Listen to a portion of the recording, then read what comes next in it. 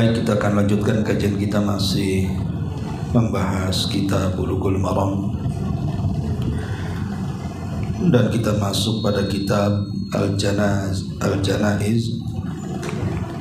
pada nomor hadis ke 50 atau 521 di kitab aslinya. Kita baca hadisnya. An Abi Hurairah radhiyallahu anhu qala qala Rasulullah sallallahu alaihi wasallam lakinu mautakum la ilaha illallah, rawahu Muslimun wa arba'ah. Dari Abu Hurairah radhiyallahu anhu, Nabi sallallahu alaihi wasallam bersabda, ejahkan kepada orang yang sedang sakaratul maut di antara kalian kalimat la ilaha illallah, kalimatut tauhid. Al-Imam An-Nawawi rahimahullahu ta'ala menjelaskan dalam Syarah Sahih Muslim, beliau mengatakan man hadarahul mautu wal murad dukkiruhu la ilaha illallah litakuna akhir kalamihi kama fil hadithi man kana akhiru kalamihi la ilaha illallah dakhalal jannah. Barang siapa kematian sedang menjemputnya, yang dimaksud mereka mengingatkan kalimat la ilaha illallah saat detik wafatnya, tujuannya adalah agar akhir ucapan sebelum wafatnya seperti hadis Nabi sallallahu alaihi wasallam, barang siapa yang akhir ucapannya la ilaha illallah maka dijamin masuk surga. Ma'asyiral muslimat yang dimuliakan Allah Subhanahu wa taala, hadis ini ada beberapa faedah yang bisa kita ambil. Di antaranya adalah pentingnya mentalkin orang saat menjelang wafatnya. Karena saat itu orang yang menjelang wafat sangat berhajat kepada kita yang masih hidup.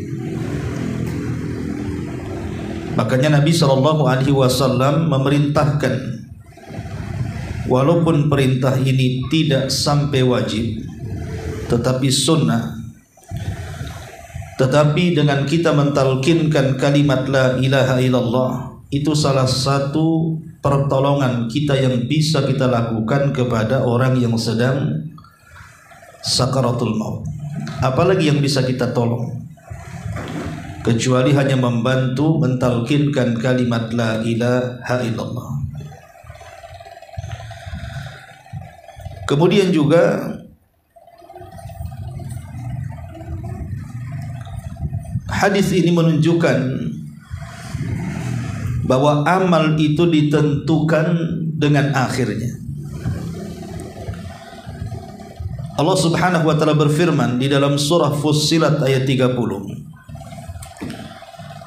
innal ladzina qalu rabbuna Allah tsumma istaqamu tatanazzalu alaihimul malaikatu alla takhafu wa la tahzanu wa abshiru bil jannati allati kuntum tu'adun. Sesungguhnya orang-orang yang mereka mengatakan Rabb kami Allah, dan itu makna la ilaha illallah, kemudian istiqamah sampai di akhir hayatnya dia mengucapkan kalimat la ilaha illallah, maka akan turun kepada mereka para malaikat, kemudian membisikkan di telinganya, jangan takut dan jangan sedih, dan beri kabar dengan surga yang dijanjikan kepadanya. Nabi SAW sampai mengatakan al-a'mal bi khawatimiha. Amal itu ditentukan oleh akhir hidupnya. Karena amal itu ditentukan oleh akhir hidup seseorang, bukan awal, bukan tengah. Makanya sangat dianjurkan orang yang melihat sedang sakaratul maut untuk mentalkinkan kalimat ini. Mudah-mudahan dia sanggup mengucapkannya, dan kita hanya bisa berharap boleh jadi itu amalan terakhir yang dibawanya. Dia meninggal di atas tauhid dan tidak melakukan kesyirikan. Apalagi tadi ada jaminan dari Nabi SAW, barang siapa yang akhir hidupnya mampu mengucapkan kalimat la ilaha illallah, maka dia masuk surga. Walaupun kalimat masuk surga dalam hadis di sini tentu ada dua kelompok. Ada orang yang masuk surga itu direct, tidak perlu ada siksa dari Allah Subhanahu wa ta'ala.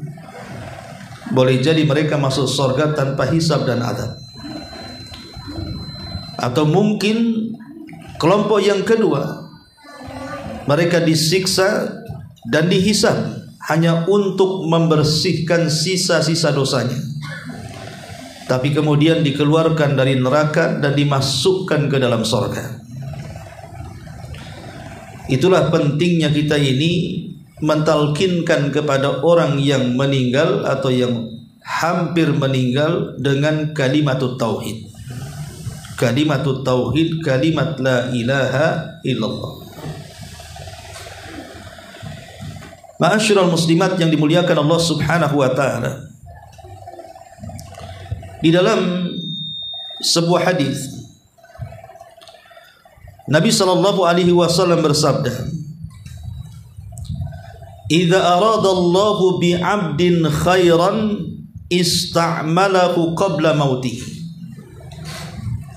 Apabila Allah Subhanahu wa ta'ala menghendaki kebaikan kepada seorang hamba, maka Allah Subhanahu wa ta'ala akan membuat sesuatu terhadapnya sebelum kematiannya. Kemudian seorang laki-laki bertanya kepada Nabi SAW, apa yang diperbuat Allah kepada seorang yang dikehendaki kebaikannya itu? Maka Nabi SAW mengatakan, yahdillahu ilal amali salihi qabla mautihi thumma yaqbidahu ala dhalik. Allah Subhanahu wa ta'ala akan berikan hidayah agar dia melakukan amal kebaikan sebelum kematiannya. Sampai setelah itu barulah Allah akan cabut nyawanya.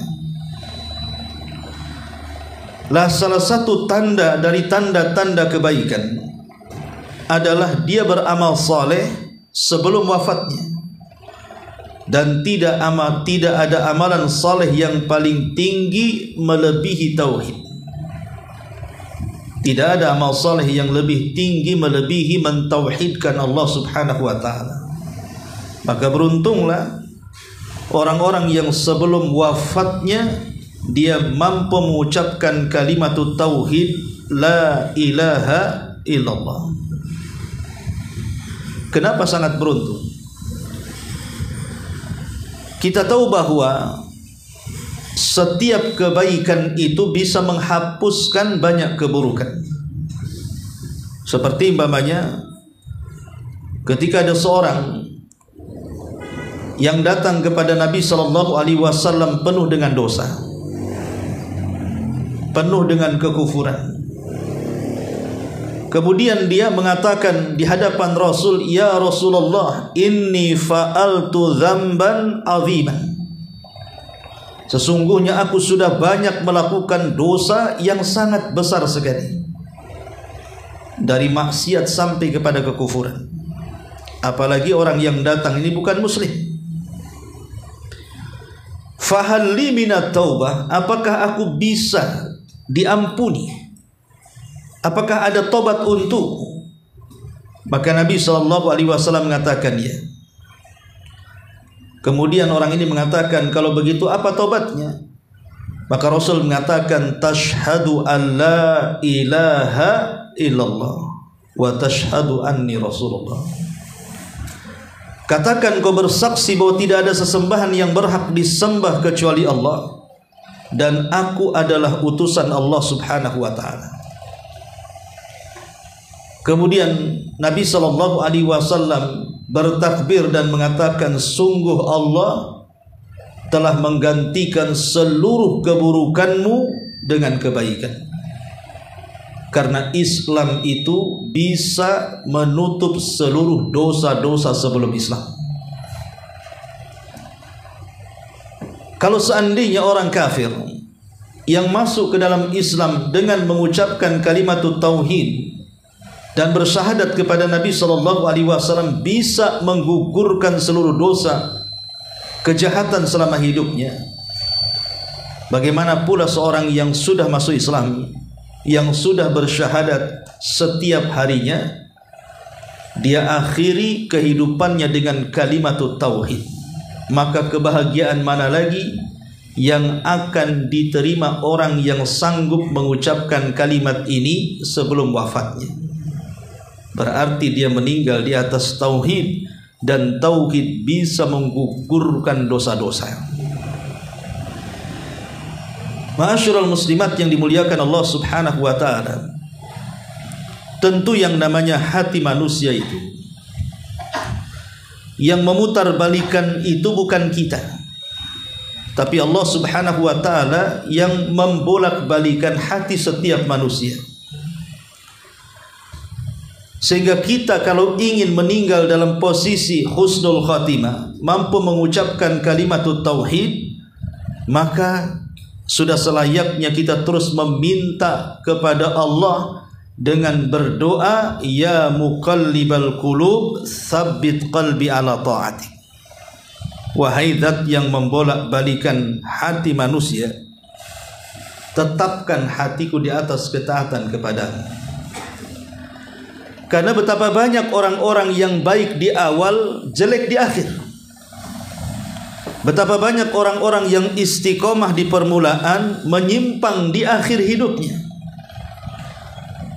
Itulah hati manusia. Terkadang kita tidak bisa memegangnya. Hari ini semangat ibadah, besok pula malas.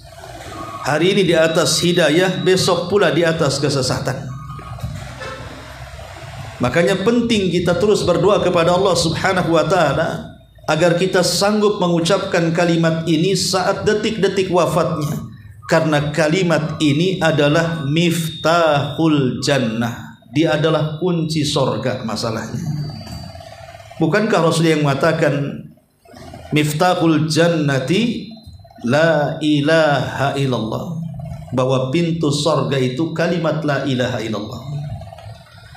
Maka siapapun yang sanggup mengucapkan kalimat ini sebelum wafatnya, artinya di tangannya dia sudah memegang kunci sorga. Bahkan nanti pada hari kiamat, ketika Allah Subhanahu wa ta'ala memanggil manusia di hadapannya, kemudian diperlihatkan catatan yang begitu banyak tentang kejahatannya, ada seorang laki-laki di tangannya membawa 99 catatan, di mana satu catatan itu jauhnya sejauh mata memandang, semuanya isi kejahatannya. Kemudian Allah Subhanahu wa ta'ala mengatakan, kalau begitu bentangkan catatan. Maka dengan ketakutan karena dia tahu isinya, dia pun membentangkan di hadapan Allah Subhanahu wa ta'ala. Kemudian Allah memerintahkan untuk membacanya. Kemudian setelah dia membaca catatan ini baru satu catatan. Masih ada 98 catatan yang belum dibukanya. Tapi dia sudah merasa putus asa. Karena seolah-olah tidak ada yang bisa menyelamatkannya. Sampai Allah Subhanahu wa ta'ala mengatakan, coba lihat catatan itu, apakah ada yang salah? Dia mengatakan, tidak ada ya Rabb. Lihat lagi, jangan-jangan para malaikat yang mencatat itu keliru. Dia mengatakan, tidak ya Rabb, ini semua perbuatan. Dan ini diantara kekhususan hisab, di mana Allah Subhanahu wa ta'ala mengembalikan memori kita yang dulu kita lupa, Allah kembalikan sehingga menjadi ingat semuanya. Untuk apa? Untuk mencocoki catatan-catatan yang dibawanya. Sehingga Allah Subhanahu wa ta'ala mengatakan, halaka minal hasanah, apakah engkau punya kebaikan untuk menebus dosamu sebanyak ini? Dia pun mengatakan, ya Rabb, sekalipun aku punya kebaikan, apalah artinya dengan catatan ini yang di dalamnya penuh dengan kejahatanku. Ketika dia putus asa, kakinya ngedak melangkahkan ke neraka, tiba-tiba Allah Subhanahu wa ta'ala memanggilnya dan mengatakan, tidak wahai fulan, engkau memiliki satu kartu. Kemudian orang ini tidak percaya dan mengatakan, kartu apa itu? Kemudian Allah memperlihatkan ada satu catatan dalam catatannya, kalimatul la ilaha illallah. Kemudian Allah Subhanahu wa ta'ala memerintahkan untuk membawakan timbangan di hadapannya, di mana satu neraca diletakkan 99 kejahatannya, dan di neraca satunya diletakkan kartu yang bertuliskan la ilaha illallah. Tiba-tiba yang terjadi apa? Tasat bihinna la ilaha illallah. Rupanya la ilaha illallah bisa melesat dan menghapus seluruh catatan 99 dari kejahatan itu. Kartu itu menjadi berat. Dan ketika timbangan itu menjadi berat, Allah mengatakan, faman thaqulat mawazinu, maka barang siapa yang berat timbangannya, fahuwa fi 'ishatir radiyah, maka dipastikan dia mendapatkan kehidupan yang diridhai Allah Subhanahu wa ta'ala.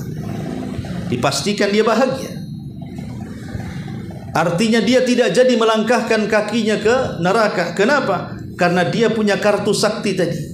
Rupanya dia meninggal di atas kalimat la ilaha illallah. Makanya kita berharap kepada Allah Subhanahu wa ta'ala, jangan sampai kita tidak mengucapkan kalimat ini, karena ini kunci sorga masalahnya.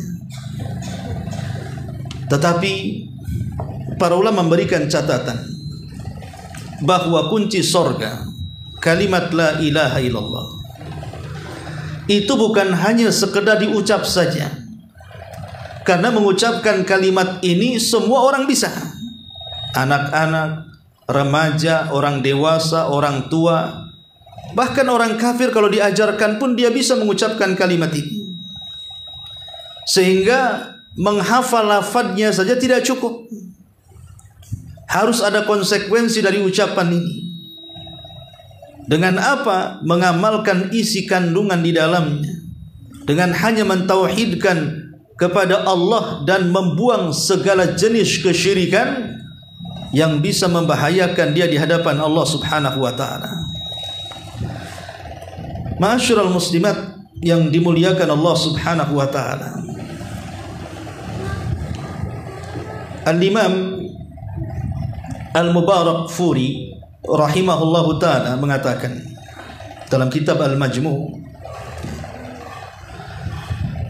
beliau mengatakan bahwa hendaklah seseorang itu diingatkan, yudzakkaru indal muhtadir. Ketika hendak mendekati ajalnya, hendaklah seseorang itu diingatkan. Atau yudzakir, mengingatkan. Dengan apa? La ilaha illallah, dengan kalimat tidak ada sesembahan yang berhak disembah kecuali Allah, bila ziyadatin alaiha, tanpa menambah. Tidak usah menambah lagi, cukup kalimat ini saja. Tidak boleh menambah dengan kalimat ini. Falatusan ziyadatu Muhammadi Rasulullah li zahiril akhbar, bahkan menambahkan syahadat anna Muhammad Rasulullah pun tidak dianjurkan. Karena memang hadisnya hanya mengatakan, ejahkan kepada orang yang sedang sakarat la ilaha illallah, tanpa menambah wa anna Muhammad Rasulullah. Kecuali kalau seandainya yang sedang sakarat ini adalah orang kafir. Kalau memang dia orang kafir, kemudian dia sedang sakaratul maut, Boleh jadi mungkin dia bagian dari penduduk keluarga kita dan kita ingin menolong kehidupannya. Maka saat kita mentalkin orang kafir supaya dia masuk Islam, tidak mencukupkan kalimat syahadat alla ilaha illallah saja, tapi ada syahadat yang keduanya, wa anna Muhammadar Rasulullah. Sebagaimana hadis Nabi sallallahu alaihi wasallam, saat Nabi sallallahu alaihi wasallam mengunjungi pembantunya anak muda dari Yahudi yang kebetulan sakit parah. Jadi orang Yahudi ini suka membantu Nabi, dia anak baik. Tapi Allah Subhanahu wa taala takdirkan dia sakit parah yang membawa kepada kematian. Maka atas jasa-jasanya Nabi sallallahu alaihi wasallam kemudian berkunjung ke rumahnya. Kemudian Rasul duduk di samping orang Yahudi ini. Dan ayah orang Yahudi juga di samping anaknya. Kemudian Nabi SAW memandang dengan tajam dan mengatakan, ya gulam, qul la ilaha illallah. Wahai anak muda, ucapkan kalimat la ilaha illallah. Anak muda ini sebelum wafatnya dia memandang ke sana kemari. Terkadang dia pandang Nabi, terkadang dia pandang ayahnya, seolah-olah dia ragu-ragu untuk mengucapkan kalimat itu. Tapi tiba-tiba ayahnya mengatakan kepada anak muda ini, ya bunai ati Abul Qasim. Wahai anakku, taati Abul Qasim. Maksudnya Nabi SAW. Maka Nabi SAW mengatakan, kul ya gulam la ilaha illallah wa anni Rasulullah. Katakan wahai anak muda kalimat la ilaha illallah dan saya adalah utusan Allah. Tiba-tiba anak muda ini mengucapkan dua kalimat syahadat. Malaikat maut datang dan mencabut nyawanya. Masuk Islam dia saat detik-detik wafatnya itu. Beruntunglah anak muda ini. Maka Nabi SAW keluar kemudian mengadahkan kedua tangannya ke langit dan mengatakan, alhamdulillah alladzi anqadhahu minan nar. Segala puji dan puja bagi Allah Subhanahu wa taala yang telah menyelamatkan anak muda ini dari api neraka. Kenapa? Karena dia telah mengucapkan dua kalimat syahadat. Allah selamatkan dari neraka dan Allah masukkan ke dalam surga. Itulah keajaiban kalimat la ilaha illallah apabila diucapkan di saat detik-detik wafatnya. Ingat kisah Usairim. Ketika sahabat Mus'ab datang berdakwah ke kota Madinah. Kemudian karena dakwahnya dua pembesar Khazraj dan Aus masuk Islam. Pertama Sa'ad ibn Rabi, yang kedua Sa'ad ibn Ubadah. Sa'ad ibn Rabi ini pemimpin kaum Aus. Saat dia masuk Islam, dia pulang ke kampungnya suku Aus, kemudian mengatakan, kalian tahu siapa aku? Maka orang-orang memujinya dan mengatakan, anta sayyiduna wabnu sayyidina, anta khairuna wabnu khairina. Engkau adalah pemimpin kami, anak dari pemimpin kami. Engkau orang terbaik kami, anak dari orang terbaik kami. Maka kata Sa'ad mengatakan kepada penduduk Aus, kalau begitu masuklah kalian ke dalam Islam. Kalau tidak, jangan satu atap denganku. Akhirnya semua suku Aus masuk Islam, kecuali satu orang, namanya Usairim. Dia tidak masuk Islam. Tapi saat terjadi perang Uhud, ketika seluruh kerabatnya ikut terlibat dalam perang Uhud, dia ingin ikut terlibat perang, bukan membela Islam, tidak, karena hanya loyal ingin membantu kerabatnya. Maka dia datang menemui Nabi SAW, kemudian mengatakan, ya Rasulullah, wahai Rasulullah, bisakah aku terlibat dalam perang bersama kerabat-kerabatku? Kata Rasul, tidak bisa. Engkau kafir. Kalau kau ingin terlibat dalam pertempuran ini, bersyahadatlah. Awalnya Usairim tak mau, tapi karena itu syaratnya dia boleh ikut bertempur, maka dia pun dilapangkan dadanya, kemudian Allah berikan hidayah, dan dia pun mengatakan, asyhadu an la ilaha illallah wa asyhadu annaka Rasulullah. Bahwa tidak ada yang bersaksi bahwa sesungguhnya aku bersaksi tidak ada sesembahan yang berhak disembah kecuali Allah dan engkau adalah utusan Allah.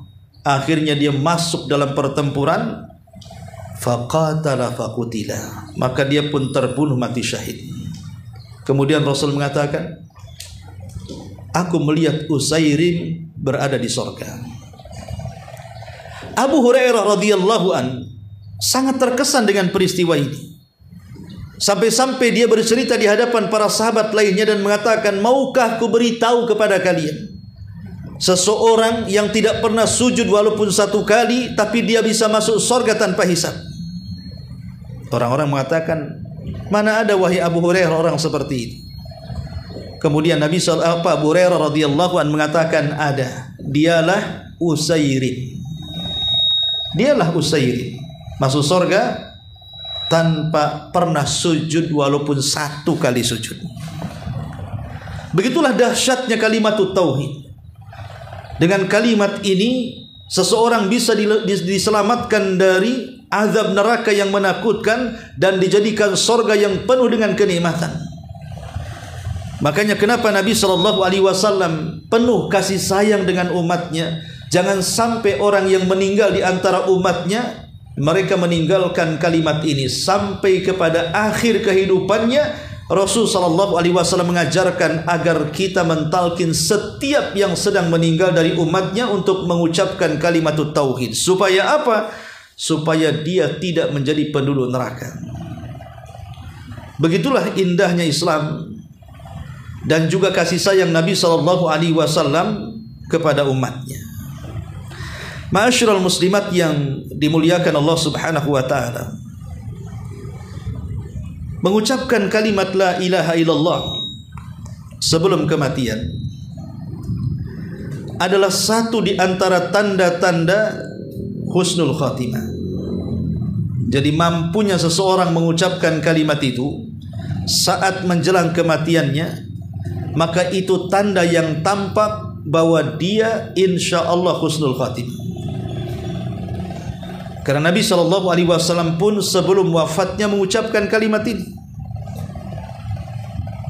Artinya, kalau seandainya kita berhasil mengejahkan orang itu untuk mengucapkan kalimat la ilaha illallah, maka kita yang mengucapkannya pun dapat kebaikan. Karena sudah membimbing orang lain untuk mentauhidkan Allah. Man dalla ala khairin kafaili. Siapapun yang mengajak manusia kepada kebaikan, maka dia sama dengan pelaku kebaikan itu. Lah orang yang mengucapkannya dapat keuntungan, karena dia mendapatkan tanda-tanda husnul khatimah, baik akhir kehidupannya. Karena Nabi SAW tadi saya katakan, innamal a'mal bi khawatimiha. Amal itu ditentukan akhirnya. Dalam sebuah hadis Nabi SAW mengatakan, fawallahi inna ahadakum ya'malu bi amali ahli nar hatta ma yakun bainahu wa bainaha illa dira fayasbiqu alaihi alkitab fayamalu bi amali ahli jannah fayadkhuluha. Kata Nabi SAW, boleh jadi ada seseorang itu dalam kehidupan dunia sebelum detik wafatnya dia banyak melakukan amalan-amalan penduduk neraka. Boleh jadi dia seorang pezina, boleh jadi dia peminum khamar, boleh jadi dia pemabok, boleh jadi dia pendusta dan begitu seterusnya. Pokoknya dia banyak melakukan amalan penduduk neraka. Tetapi ketika jarak dia dengan neraka tinggal satu hasta, dia pun melakukan amalan penduduk surga.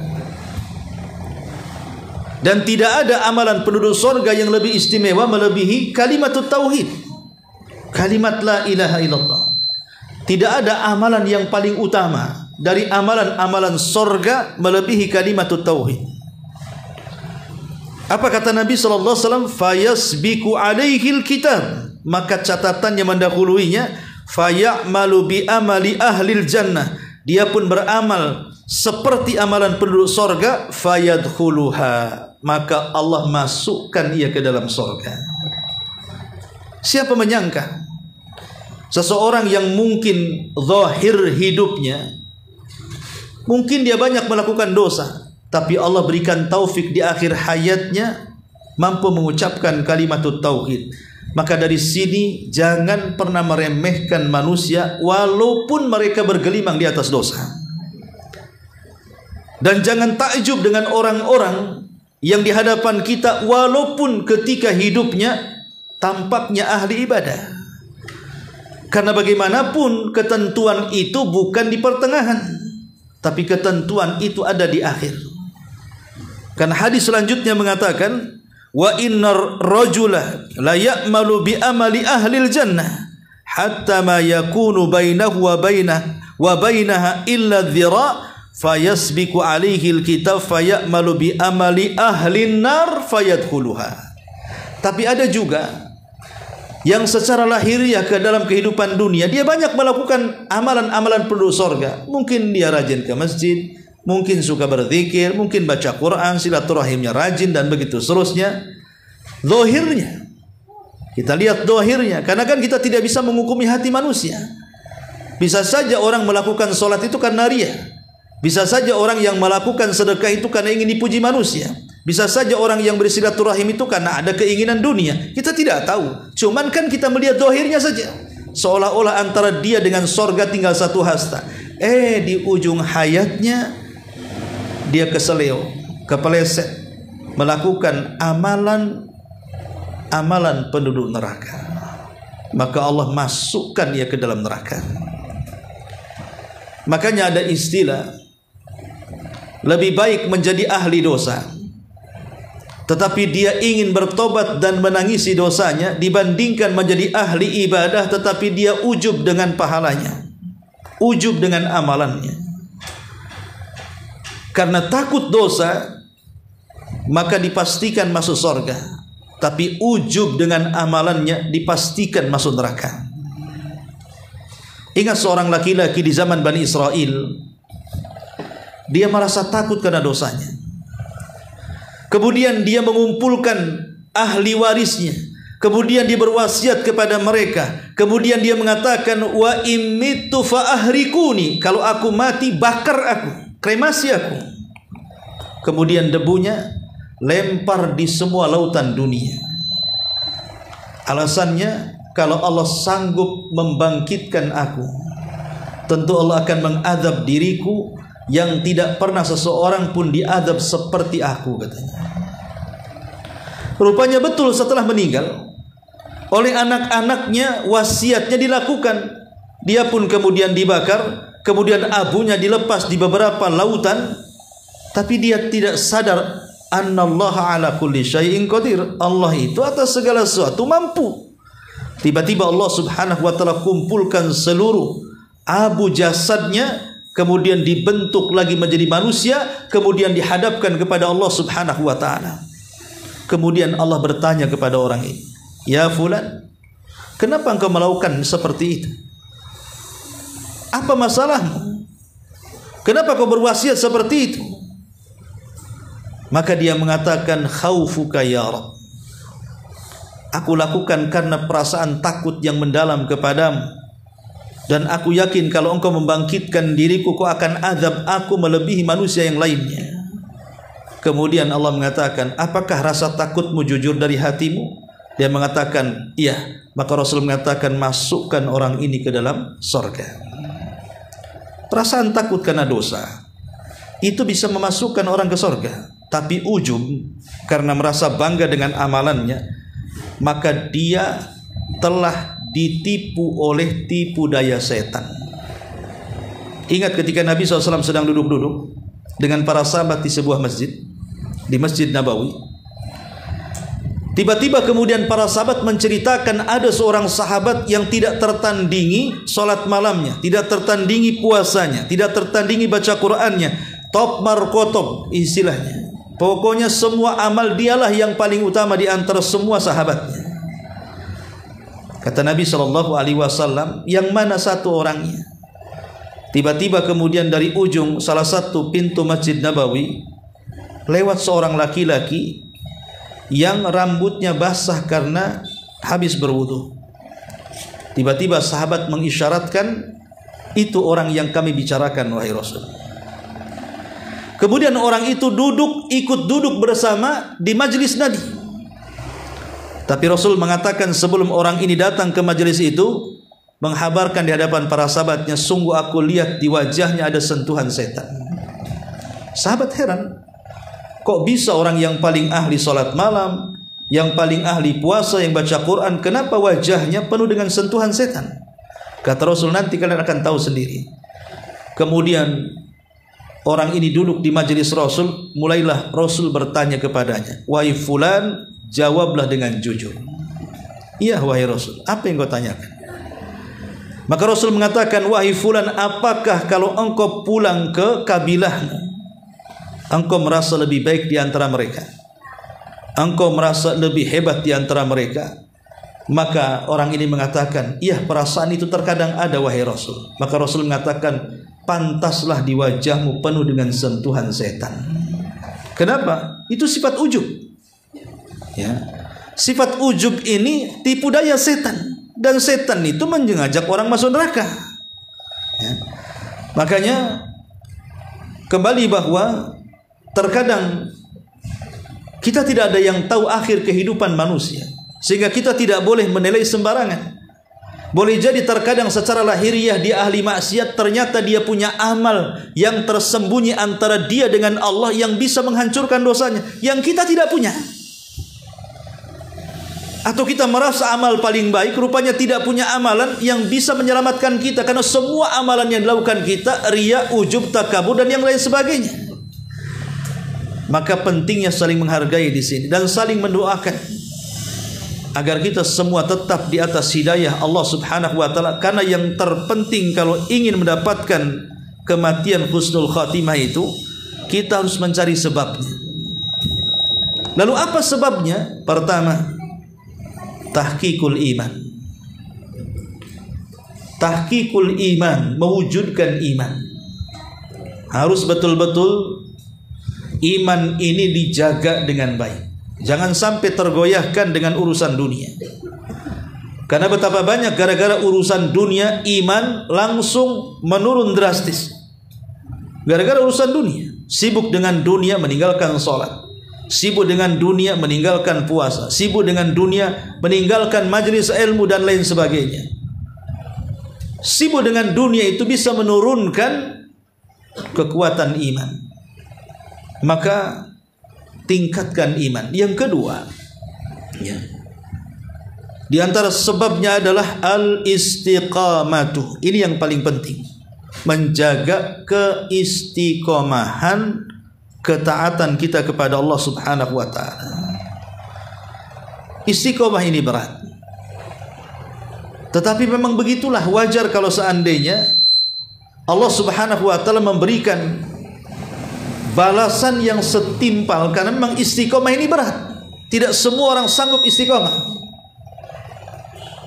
Bagaimana kita harus sabar coba? Istiqomah itu kan gambarannya dia harus sabar ketika melaksanakan ketaatan, harus sabar ketika meninggalkan kemaksiatan, dan harus sabar ketika menghadapi qada dan qadar. Ya. Ini yang kedua. Jadi sebab kalau kita ingin husnul khatimah adalah istiqomah. Kemudian yang ketiga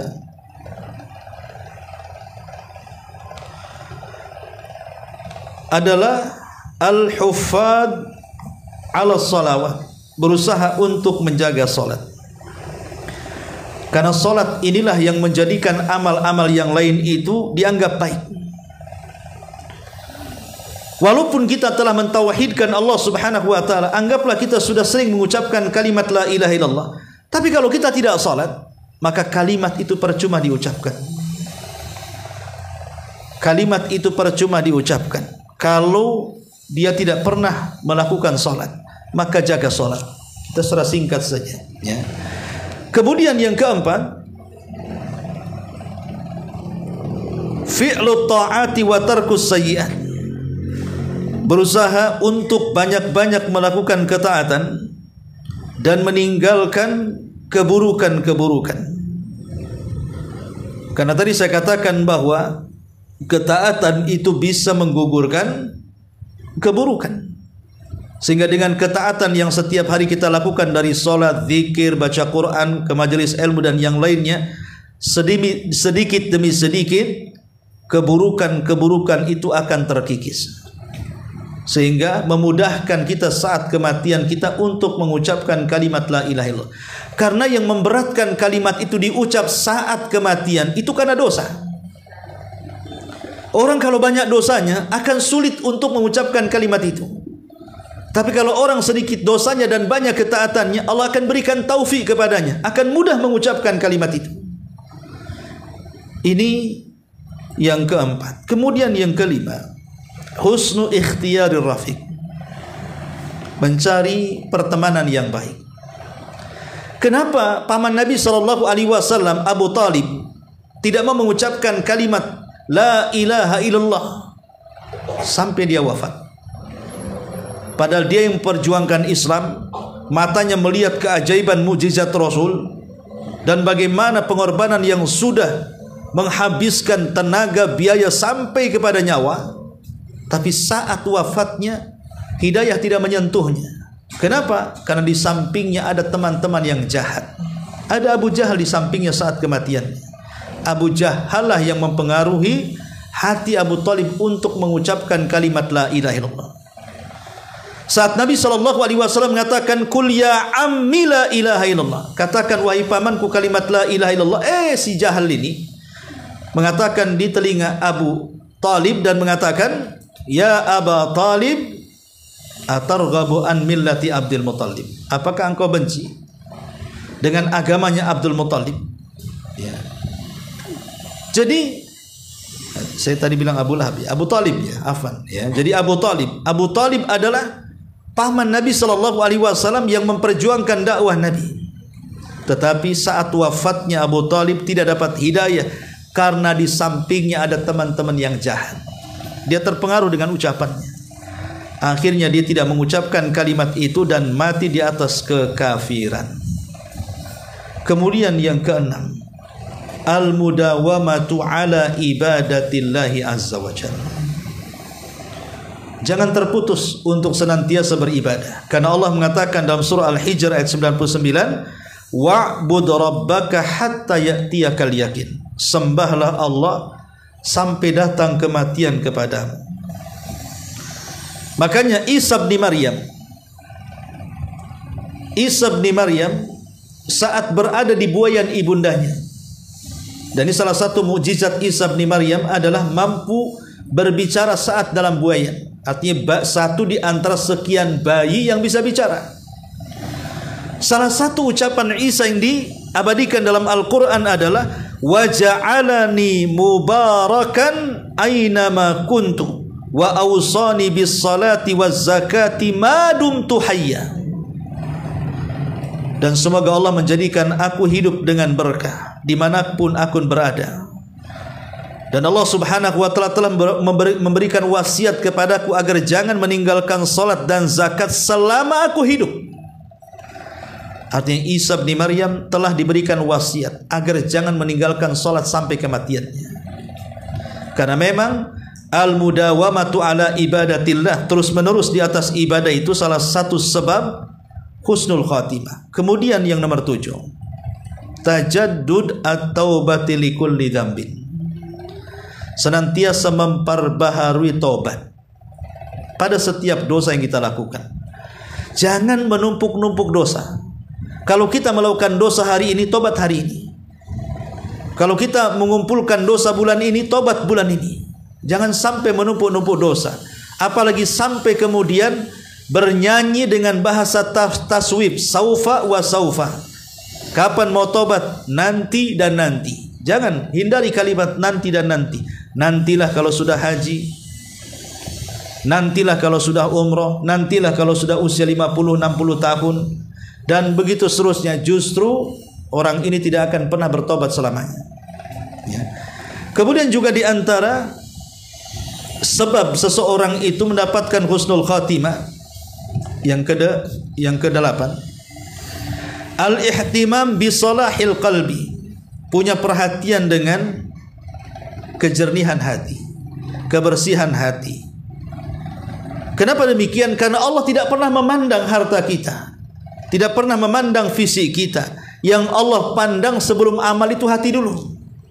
Apakah hati kita ikhlas? Apakah hati kita jujur? Apakah memang kita sudah membersihkan dari berbagai macam penyakit hati, hasad, dengki, iri, dendam dan yang semacamnya? Maka perhatikan itu, ya. Kemudian yang kesembilan, as-sidqu ma'allah, senantiasa menganggap benar apapun yang dihabarkan Allah Subhanahu wa ta'ala, jujur dengan Allah. Karena banyak orang-orang yang tidak jujur dengan Allah, banyak sekali, terutama saat-saat ditimpa musibah. Dia enggak yakin dengan pertolongan, dia enggak yakin dengan bantuan dari Allah, sehingga ketika dia sakit bukannya berdoa, datang pula ke dukun. Ketika kemudian tertimpa masalah usahanya, bukannya minta pertolongan kepada Allah, maka mengandalkan jimat-jimat dan tanggal-tanggal. Dia enggak yakin dengan Allah. Ini bahaya yang seperti ini, ya. Kemudian yang nomor 10, an yarjuallah indal mauti wa an yakhafu dhunubahu. Hendaklah banyak-banyak mengharap kepada Allah saat kematiannya dan takut akan dosa-dosanya. Walaupun soal al-khauf war raja, perasaan takut dan mengharap ini, ulama memerincinya, ya. Kalau saat sehat wal afiat, seperti kita sekarang ini sehat wal afiat, alhamdulillah, maka rasa takut harus dibesarkan dibandingkan harapan. Perasaan takut harus diutamakan dibandingkan harapan. Tetapi saat orang itu sedang sakit dan sakitnya parah, apalagi menjelang ajalnya, maka perasaan harap harus lebih tinggi dibandingkan perasaan takutnya. Jadi mengharap surga itu harus lebih tinggi dibandingkan takut akan dosa-dosanya. Karena kalau seandainya rasa takut dipupuk saat kematiannya lebih tinggi dibandingkan harapan masuk surga, maka dipastikan dia akan putus asa saat kematiannya, dan dia akan memvonis dirinya pasti masuk neraka, pasti masuk neraka. Tapi kalau perasaan harap yang lebih tinggi dibandingkan perasaan takutnya, maka insya Allah dia tidak mungkin putus asa saat kematian, dan dia akan merasa bahwa dia ada kesempatan masuk surga. Kenapa? Karena putus asa itu serangan terakhir setan saat menjelang kematian manusia. Itu senjata terakhir tuh. Setan akan membuat putus asa kepada orang sebelum kematiannya. Karena putus asa itulah yang menghalangi kita bertobat kepada Allah Azza wa Jalla. Maka kalau itu berhasil, berarti setan sudah berhasil menjadikan kita su'ul khatimah, ya. Kemudian juga yang nomor 11, husnudzan billah, berbaik sangkalah dengan Allah Subhanahu wa ta'ala. Banyak-banyak berbaik sangka dengan Allah. Kalau kita ditimpa musibah, berbaik sangka dengan Allah. Mungkin Allah sedang menguji saya supaya membersihkan dosa saya. Mungkin Allah sedang menguji saya supaya meningkatkan derajat saya. Mungkin Allah menguji saya karena dosa-dosa yang sudah pernah saya lakukan tempo dulu, dan begitu seterusnya. Banyak-banyak berhusnudzan, berbaik sangka dengan Allah. Jangan berhusnudzan kepada Allah, jangan bersuudzon dengan Allah Subhanahu wa ta'ala, karena Allah itu akan bersama prasangka hambanya. Masalahnya, kalau prasangka hambanya baik kepada Allah, Allah akan baik kepada kita. Kalau prasangka kita buruk kepada Allah, Allah pun akan berlaku buruk kepada kita. Kemudian yang nomor 12, anta'tiyahu maniyatuhu wa huwa yu'min billahi wal yawmil akhir wa yuhibbu linnas ma yuhibbu li nafsi. Hendaklah cita-cita terakhir dia sebelum wafatnya betul-betul dia menanamkan kecintaan kepada Allah dan hari akhir, dan dia mencintai manusia seperti mencintai dirinya sendiri. Kemudian yang terakhir ini yang paling penting, takwa dan doa. Bertakwa dan berdoa kepada Allah Subhanahu wa ta'ala. Inilah diantara keterangan sedikit dari hadis yang ke 521. Taib sampai di sini satu hadis saja. Insyaallah kita lanjutkan di minggu yang lain tentang hadis berikutnya. Sebelum saya akhiri, silakan kalau ada yang mau bertanya.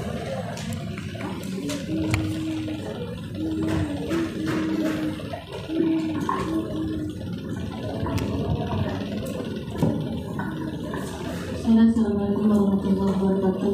Waalaikumsalam. Barakallahu fiik Ustaz, jazakallahu khairan atas paparan dan nasihatnya serta ilmu yang diberikan kepada kami. Ustaz, tadi kan Ustaz ada mengatakan bahwa kita disuruh untuk memperhatikan orang yang akan meninggal dunia, dan kenapa kalimatnya hanya la ilaha illallah saja, tidak ditambah Muhammad Rasulullah di belakangnya. Dan itu pernah sempat terbaca Ustaz, dan apakah ini satu hal yang benar? Kenapa kalimat itu hanya sampai di kalimat la ilaha illallah? Karena itu kalau ditambah dengan Muhammad Rasulullah akan memberatkan si mayit, begitu ungkapannya. Karena kalau kalimat la ilaha illallah itu kita mengucapkan tanpa menggerakkan bibir, hanya lidah aja yang bergerak, yang bergetar, dan begitulah kasih sayang Allah kepada hambanya, sehingga saat dia sakratul maut, Allah tidak memberatkan dengan tambahan-tambahan kalimat yang berat lainnya.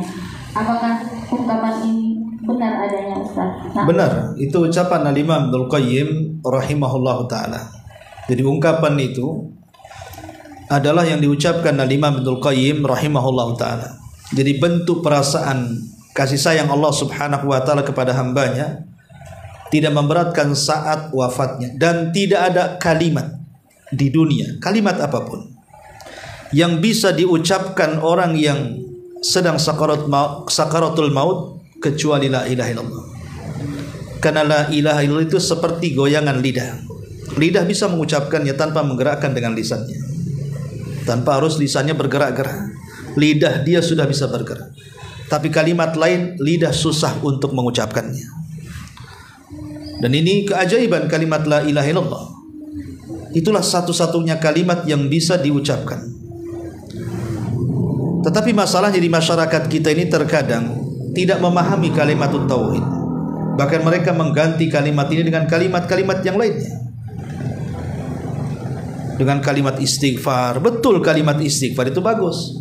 Ya, dengan kalimat tasbih, tahlil, tahmid, takbir itu bagus. Tapi tidak ada kalimat yang lebih afdal melebihi tahlil. Afdalu kalimati la ilaha illallah. Seutama-utama kalimat adalah kalimat la ilaha illallah. Jadi ungkapan tadi benar. Ya. Jadi kalimat la ilaha illallah itu cukup bagi orang yang sudah muslim. Tapi bagi orang yang di luar Islam, ini menjadi silang pendapat para ulama. Ada yang mengucapkan kalimat la ilaha illallah saja, seperti kisahnya Abu Talib. Abu Talib kan ketika meninggal cukup mengucapkan la ilaha illallah saja. Qul ya ammi kalimatu la ilaha illallah, kan begitu. Tetapi dalam riwayat yang lain ada tambahan wa anni Rasulullah, supaya dia melengkapkan kalimat itu. Bahwa bersaksi tidak ada sembahan yang berhak disembah kecuali Allah, dan juga ada persaksian pengakuan bahwa Muhammad adalah utusan Allah. Wallahu a'lam. Satu lagi Ustaz, tadi kan Ustaz menyampaikan tentang hadis di toko, di mana seorang laki-laki yang memiliki 99 catatan amal, yang 99 itu adalah isinya keburukan, hanya satu aja yang tertulis kalimat tauhid, kalimat la ilaha illallah. Yang ingin ditanyakan adalah apakah orang tersebut di dalam atau penjelasan ulama yang lain ada mengatakan bahwa beliau ini, orang ini akan nantinya begitu masuk surga, ataukah dia akan mengalami azab dulu Ustaz, dan pada akhirnya dia akan dimasukkan ke dalam surga? Apakah ada penjelasan seperti itu Ustaz? Iya, alhamdulillah. Tadi saya sudah katakan bahwa masuk surga itu kan ada dua kelompok, dan dua-duanya adalah ahli tauhid. Makanya ketika para ulama mendefinisikan tentang surga, apa itu surga? Maka ulama mengatakan darun a'addallahu lil muttaqin wa liman asa minal muwahhidin. Sorga itu satu tempat yang diperuntukkan untuk orang yang bertakwa dan untuk ahli maksiat dari kalangan ahli tauhid. Catatan, untuk ahli maksiat bukan sampai di sini, yang maksiatnya ahli tauhid. Ya. Makanya ketika para ulama, apakah mencukupkan orang yang mentauhidkan Allah masuk surga? Walaupun dia berzina, walaupun dia minum khamar. Kan ada hadis yang mengatakan wa in sarak wa in zana wa in sarak, walaupun dia berzina, walaupun dia mencuri, wahai Rasul, wa in zana wa in sarak, walaupun dia berzina, walaupun dia mencuri, yang penting dia mentauhidkan Allah, dia masuk surga. Ulama mengatakan tidak cukup orang mentauhidkan Allah itu masuk surga secara direct, tapi dia harus menyempurnakan tauhid dengan menjauhi dosa-dosa besar yang lainnya. Berarti dari sini orang yang sempurna tauhidnya, maka dia akan masuk surga direct tanpa ada azab dan hisab. Tapi orang yang mungkin kurang sempurna tauhidnya, boleh jadi mungkin dia masih melakukan dosa besar seperti berzina, minum khamar dan lain sebagainya, tapi dia tidak menyekutukan Allah. Dia tidak pernah ke kuburan meminta-minta, dia tidak pernah datang ke dukun, dia tidak yakin dan percaya dengan tangkal dan begitu seterusnya. Maka boleh jadi dosa-dosa besar ini itu kembali kepada tahta masyiatillah, kembali kepada kehendak Allah. Kalau Allah berkehendak, Allah ampuni dan Allah langsungkan masuk ke dalam surga tanpa mampir di neraka. Tapi kalau Allah mau, boleh jadi Allah masukkan dulu ke neraka untuk membersihkan dosanya, tapi ujung-ujungnya masuk surga. Itulah pentingnya mentauhidkan Allah. Seburuk-buruknya orang yang mentauhidkan Allah dengan dosa-dosa besarnya, tetap ada kesempatan masuk surga. Itu maksudnya. Wallahu a'lam. Ustaz, izin membacakan pertanyaan dari WA. Pertanyaan begini Ustaz, apakah nanti kita suami istri itu akan bisa satu surga Ustaz, di mana ketika di dunia suami dan istri itu amalnya berbeda-beda? Bismillah, alhamdulillah. Selama tidak bercerai, walaupun amalannya berbeda-beda, maka mereka akan menjadi satu surga. Cuman kan ada yang masuk surga duluan, entah suaminya entah istrinya. Tapi selama dua-duanya masuk surga, maka Allah akan pertemukan dengan pasangannya di dunia. Sebelum, kalau dia tidak bercerai ya. Tapi kalau dia bercerai, itu sudah bukan suami istri di dunia. Berarti tidak ada kesempatan untuk masuk surga. Bagaimana dengan suami yang meninggal? Ini pun pernah ditanyakan oleh Ummu Salamah radhiyallahu anha. Kita tahu bahwa Ummu Salamah tidak pernah mencintai melebihi suaminya Abu Salamah. Bagi dia Abu Salamah itu laki-laki terbaik.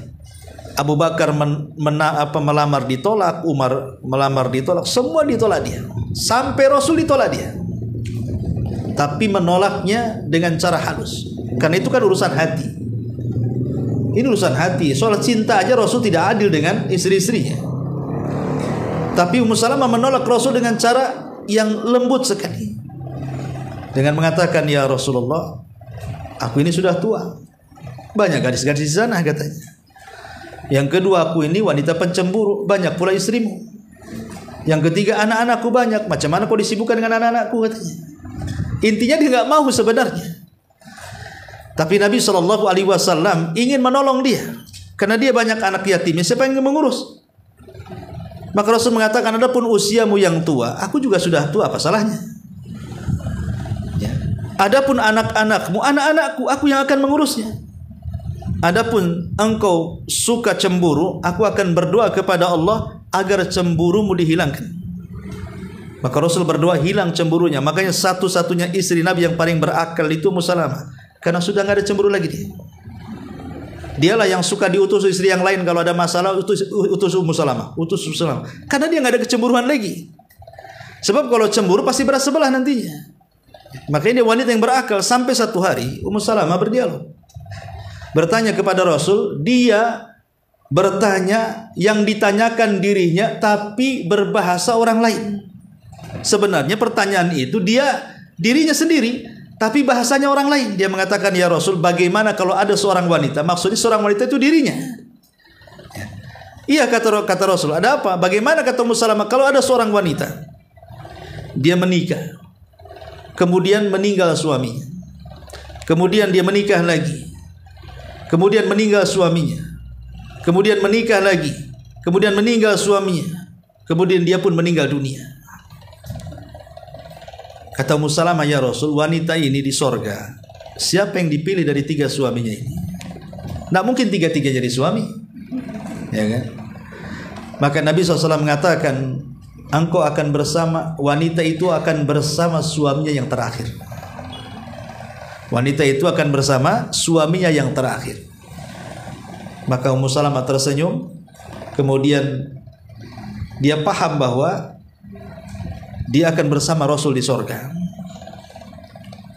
Al-Imam Ibn Utsaimin rahimahullahu ta'ala menukilkan pendapat yang lain dan mengatakan memang terjadi silang pendapat kalau kasusnya seperti ini, dengan siapa dia bersuami.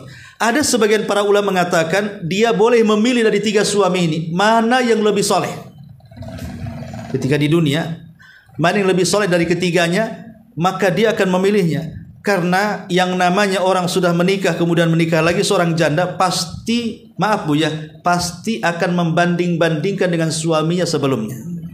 Saya yakin ya, orang kalau sudah menikah, cerai atau mati kemudian menikah lagi, pasti dia akan banding-bandingkan tuh. Kok nggak seperti suamiku yang dulu? Kok lebih baik? Itu kalau baik. Kalau lebih jahat, kalau lebih pelit, bisa saja kan seperti itu. Sehingga kemudian bisa memilih, oh suami saya yang pertama lebih enjoy, nah, bisa saja dia memilih ya. Atau pendapat yang kedua seperti kasusnya Ummu Salamah, dia akan bersama suaminya yang terakhir.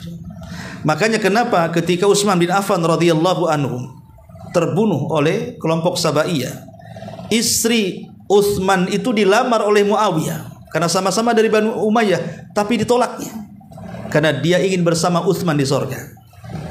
Itu istrinya, itu kesetiaan. Ibu nggak yakin kalau suami ibu paling 3 hari menikah lagi.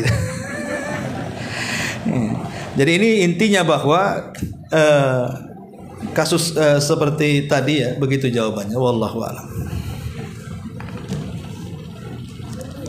Sudah? Baik, kita akan memberikan hadiah buku biasa. Ya. Pertanyaan yang pertama.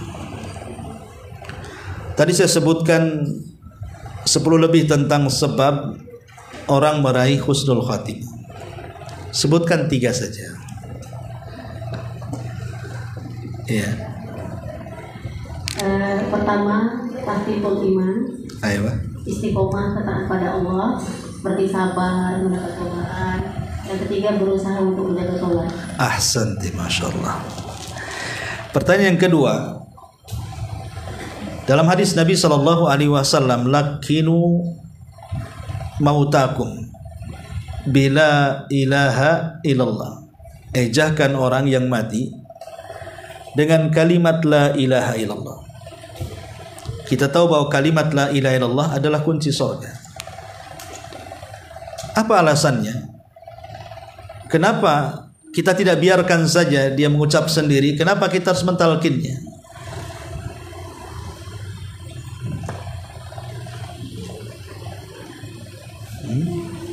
Kenapa kita harus mentalkinnya dia? Biarkan aja lah dia mengucapkan kalimat itu sendiri.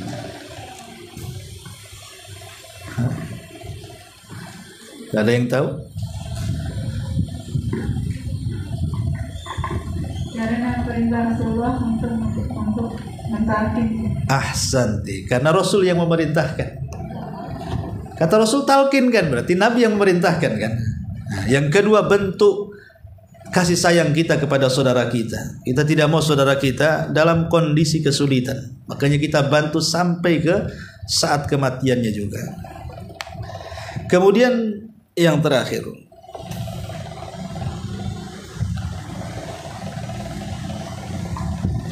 siapa tadi sahabat yang tidak pernah sujud walaupun 1 kali tapi masuk surga tanpa hisab?